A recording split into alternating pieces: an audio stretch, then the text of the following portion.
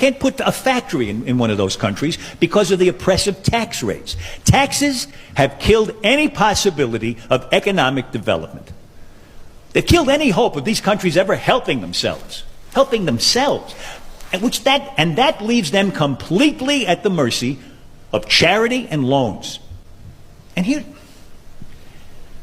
the worst part. You know why those countries have such high tax rates? Because of us. To show us that they can raise enough money to pay back their loans. But taxes can't raise any money if they kill the economies.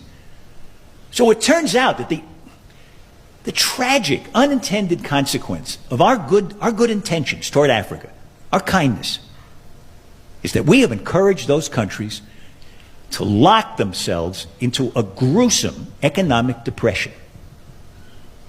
If we don't urge those countries to cut their